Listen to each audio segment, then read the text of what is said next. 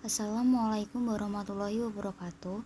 Saya Putri Tulestari, NIM 2020120029 dari akuntansi A, ingin menjelaskan mengenai tanggung jawab sosial dan etika manajerial. Selamat menyaksikan. Dari kewajiban ke responsivitas ke tanggung jawab sosial. Yang pertama, kewajiban sosial. Kewajiban sosial adalah keterlibatan perusahaan dalam aksi sosial untuk memenuhi kewajibannya bertanggung jawab ekonomi dan legal tertentu. Sedangkan responsivitas sosial adalah keterlibatan perusahaan dalam aksi sosial sebagai respon terhadap kebutuhan sosial yang populer. Dan tanggung jawab sosial itu sendiri merupakan sebuah intensi bisnis yang melampaui kewajiban legal dan ekonomi untuk melakukan hal yang benar dan melakukan tindakan dengan cara yang baik untuk masyarakat. Tanggung jawab sosial dibagi menjadi dua pandangan. Yang pertama, pandangan klasik. Apa sih itu pandangan klasik? Pandangan klasik merupakan pandangan yang menyatakan bahwa satu-satunya tanggung jawab sosial manajemen adalah memaksimalkan keuntungan. Sedangkan yang kedua adalah pandangan sosial ekonomi. Pandangan sosial ekonomi merupakan pandangan yang menyatakan bahwa tanggung jawab sosial tidak hanya sekedar tentang keuntungan, tetapi juga termasuk melindungi dan meningkatkan kesejahteraan masyarakat. Bagaimana organisasi dapat terlibat secara sosial? Ada dua cara, yaitu cara yang pertama dengan melihat argumen yang mendukung dan argumen yang menentangnya. Apa saja argumen yang mendukung? 1. Kebutuhan dan harapan masyarakat semakin berubah. 2. Terbatasnya sumber daya alam. 3. Lingkungan sosial yang lebih baik. 4. Pertimbangan tanggung jawab dan kekuasaan. 5. Bisnis mempunyai sumber daya yang berguna. 6. Keuntungan jangka panjang. Sedangkan argumen yang menentangnya yaitu 1. Tujuan utama bisnis adalah menghasilkan keuntungan sebesar-besarnya. 2. Tujuan yang terbagi-bagi dan harapan yang membingungkan. 3. Biaya keterlibatan sosial. 4. Kurangnya tenaga terampil di bidang kegiatan sosial. Sedangkan cara yang kedua adalah dengan cara menilai dampak dari keterlibatan sosial pada kinerja ekonomi perusahaan dengan mengevaluasi kinerja dari dana SRI maupun dana non-SRI. Manajemen hijau dan masalah yang dihadapi oleh manajer. Nah, apa sih manajemen hijau itu? Manajemen hijau merupakan manajemen yang sadar akan eratnya kaitan antara keputusan dan kegiatan organisasi dengan dampaknya terhadap lingkungan alam. Sedangkan masalah-masalah global yang dihadapi oleh manajer biasanya adalah pencemaran air, udara, tanah, pemanasan global dari emisi gas, dan penyusutan dari sumber daya alam. Lalu bagaimana caranya sebuah organisasi dapat menjadi organisasi yang go green? Ada 4 cara agar organisasi dapat menjadi organisasi yang go green. Cara yang pertama dengan melakukan pendekatan hukum. Lah, bagaimana sih pendekatan hukum itu? Pendekatan hukum merupakan pendekatan yang dilakukan perusahaan dengan memperlihatkan sedikit kepekaan lingkungannya dengan mematuhi hukum, peraturan perundang-undangan, dan pengendalian pemerintah secara sukarela tanpa memberikan tantangan hukum. Yang kedua adalah pendekatan pasar. Pendekatan ini dilakukan oleh perusahaan dengan menanggapi keinginan konsumen untuk menghasilkan produk-produk yang ramah lingkungan. Yang ketiga adalah pendekatan kepentingan. Di sini perusahaan memilih untuk menanggapi banyak tuntutan yang dibuat oleh para pepercaya, yaitu karyawan, pemasok, dan masyarakat. Dan yang terakhir adalah pendekatan aktivitas, yakni perusahaan menggunakan berbagai cara untuk menghormati dan melestarikan bumi serta sumber-sumber daya alamnya. Gitu. Manajemen dan perilaku etis. Etika didefinisikan sebagai prinsip nilai, dan kepercayaan yang mendefinisikan keputusan dan tindakan apa yang benar dan apa yang salah. Nah, banyak keputusan yang dibuat seorang manajer menuntut mereka untuk mempertimbangkan baik proses maupun siapa yang terkena dampak dari keputusan tersebut.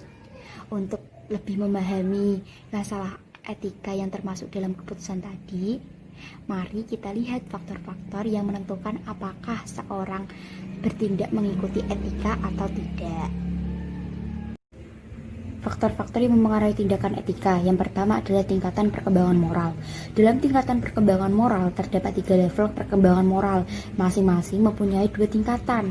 Yang pertama, level prakonvensional, di mana pilihan seseorang antara benar dan salah yang didasarkan pada konsekuensi personal dari sumber luar seperti hukum fisik, hadiah, atau pertukaran kebutuhan.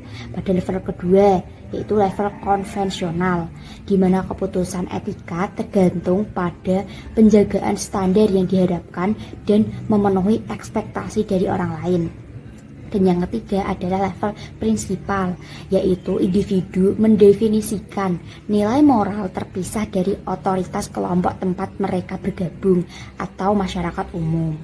Nah, apa yang dapat kita simpulkan mengenai perkembangan moral? Yang dapat kita simpulkan, 1. Manusia berproses melalui 6 tingkatan secara berurutan. 2.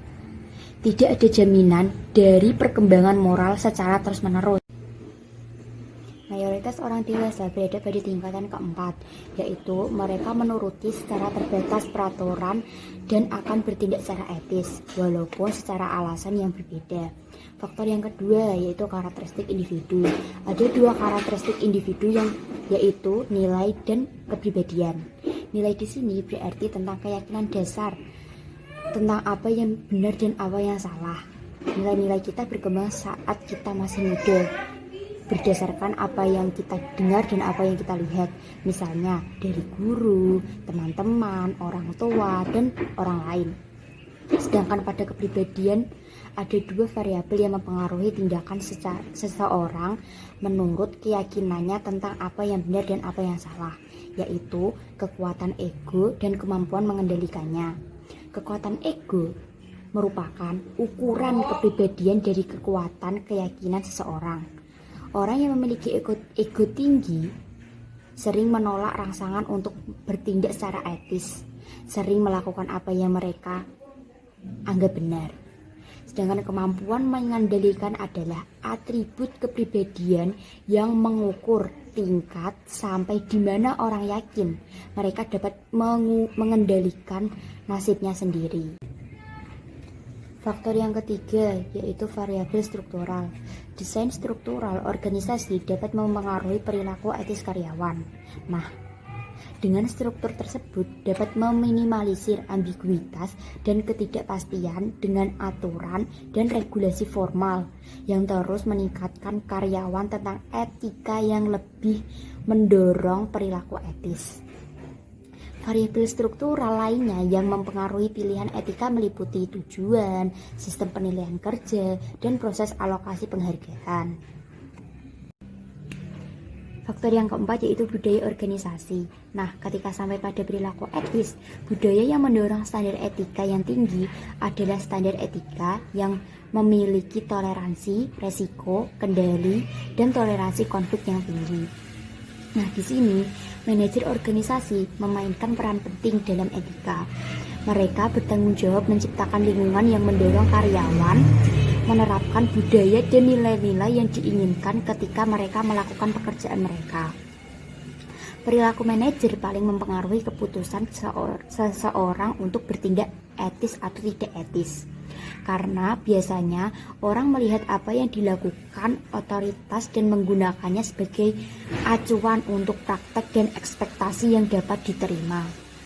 Seperti yang sudah dijelaskan pada bab 3, budaya yang memiliki lebih banyak budaya yang kuat memberi lebih banyak pengaruh kepada karyawan dibandingkan budaya yang lemah. Untuk memperkuat arti penting perilaku etis, perusahaan biasanya mengembangkan sejumlah panduan rinci yang secara eksplisit memuat aturan dan etika bisnis. Biasanya orang yang melanggar dikenakan denda atau bisa juga dikeluarkan dari perusahaan tersebut. Faktor yang kelima yaitu intensitas masalah. Ada 6 karakteristik yang menentukan intensitas masalah. Yang pertama, besarnya kerusakan yang ditimbulkan. Yang kedua, konsensus kesalahan. Yang ketiga, probabilitas kerusakan. Yang keempat, ketetapan konsekuensi. Yang kelima, kedekatan terhadap korban. Dan yang keenam adalah konsentrasi pengaruh. Faktor-faktor tersebut menunjukkan bahwa semakin besar jumlah yang terluka, maka semakin berkemungkinan bahwa tindakan itu salah. Yang kedua, semakin besar kemungkinan tindakan itu merugikan seseorang, maka semakin mendesak konsekuensi tindakan akan dirasakan. Dan yang ketiga, semakin dekat perasaan orang pada korban dan semakin terkonsentrasi pengaruh tindakan pada korban. Nah, ketika ada masalah etika yang penting, karyawan akan cenderung berperilaku etis. Nah, dikarenakan standar etika tidak universal, maka manajer harus tahu apa yang dapat atau yang tidak dapat dilakukan secara legal sesuai dengan negara asal mereka. Penting juga untuk mengenali perbedaan budaya dan mengklarifikasikan panduan etika bagi karyawan yang bekerja di berbagai negara. Dan terakhir, manajer harus mengetahui dasar-dasar dari Global Compact dan konvensi anti penyuapan. Berikut tingkatan perkembangan moral. Dalam 3 level ini terdapat 6 tingkatan, yaitu sebagai berikut.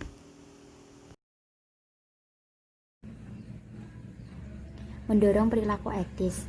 Manajer dapat melakukan banyak hal bila benar-benar serius hendak mendorong perilaku etis dan menciptakan program etika yang komprehensif. Niat mendorong perilaku etis mencakup 1. Memberi pelatihan pada karyawan.